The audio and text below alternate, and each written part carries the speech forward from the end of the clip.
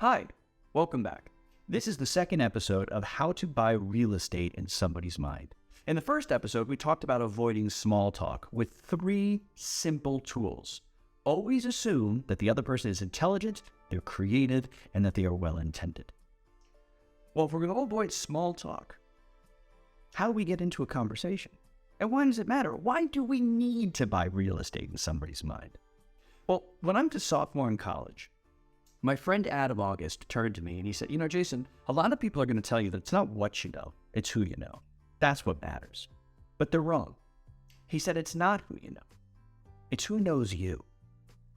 Now, when I was 19 years old, I didn't really grasp the gravity of that statement. But now, he was so right. You see, over the years, I've met tens of thousands of people who have had a huge impact on my life. People who have been inspiring, people who have been impactful, celebrities, famous people, excellent business people, people who just made me feel great about myself. I remember those interactions. But how many of them remember me? Chances are not that many. And there's the difference, you see. There's a big difference between who you know and who knows you. That's why you want to buy real estate in somebody's mind. So that when it comes time for a promotion, they're thinking of you. When somebody asks them for a referral, they think of you. When they're looking for a trusted advisor, they think of you. When they're looking for someone to write a letter of recommendation, you're on the top of their mind. You bought real estate. And the more you're there, the more you develop it. So the question becomes, how do you begin? How do you start? And that's what we're going to talk about today. How do you start a conversation? And there's 2 types of conversations that get started. Ones that you initiate and ones that other people initiate. So right off the bat, let's define what a conversation isn't. A conversation is not a competition. You get that? That was very hard for me to understand for the vast majority of my life. It's not about who can tell the best story. It's not about who has the greatest anecdote. It is not a constant series of one-upmanship so that you can be the most interesting person in the room. That is not a competition. That's just waiting to talk. That's just showing off. That's just dazzling. We're not about that. We're about buying real estate. We are about showing interest. So, here is how you make other people interested in you. You ready? You show interest in them. By showing interest in somebody else, you separate yourself. You show that you care, that you want to know more, that you're invested. So how do you do that? Well, you listen. That's your first tool. No matter what you ask somebody, listen to their answer. And that way, if you ask a mundane question like, so where'd you grow up? Or so, how did you know Jennifer? Or what brought you to this party? That's fine. They're going to say something broad. Oh, Jennifer and I went to college together. Oh, I grew up in New York. See, the first answer is usually very broad.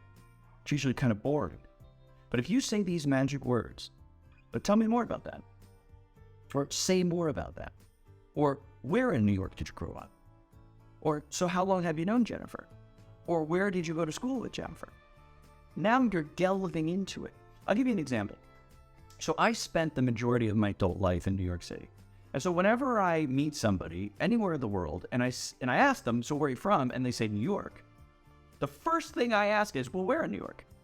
And they'll say, oh, well, in New York City. I say, well, where in New York City? And they might say, oh, well, the Lower East Side. Well, where are the Lower East Side? Oh, well, Avenue B and 11th. I'm like, oh, interesting. My friends and I used to hang out there a lot. How long did you live there? And now we're getting into some depth. You see, the broad question is, and the broad answer, it's safe. It's, oh, look, I don't know you, you don't know me, I'm kind of sussing this out, so I'll just say New York. Or I'll just say we knew each other in college. Or I'll just say we grew up together. Because they don't know if you're interested in them. They, the other party in the conversation, they're just as nervous as you are. They want you to find them interesting. So you're going to do them a favor. You're going to show interest in them. So that's your first tool. No matter what is stated, no matter what is said, dig deeper. Very few people walk along the road and find a big nugget of gold. Very few people. And when it happens, it makes world news. Most people and most organizations need to dig for gold. They need to dig deep. Well, what I would tell you is that most people are full of gold. You just gotta dig. You gotta brush aside some of that slag. You gotta brush aside some of that dirt. And a lot of them are hiding that gold because gold is valuable. They don't want to just give you the gold. They don't know if they can trust you. So you can establish trust, and you can find that heart of gold simply by digging a little deeper. That's your first tool. So when you start a conversation, make sure that you ask yourself this question. What am I going to learn about this person? You see, I ran a school for a long time, and I noticed over the years that there were two types of students. There were the students who showed up to class trying to prove how much they knew about that subject. That might sound familiar. But then there were the students who showed up to class wondering what they could learn. Be that student. Be a student of people. What can I learn about this person? And that makes you curious. And it makes you dig. Now, the second type of conversation is when somebody starts a conversation with you and they ask you a question. So where'd you grow up? What brings you here? How long have you been in this organization? How do you know Martha? Well, give them the answer and then turn it around and ask them a question. But here's the caution. Don't interview them. Don't run down your line of questions. Check, check, check. So where are you from? Where do you live? How did you go there? Where did you do it? Be a human. Don't be perfect. Perfection is boring. Mistakes are interesting.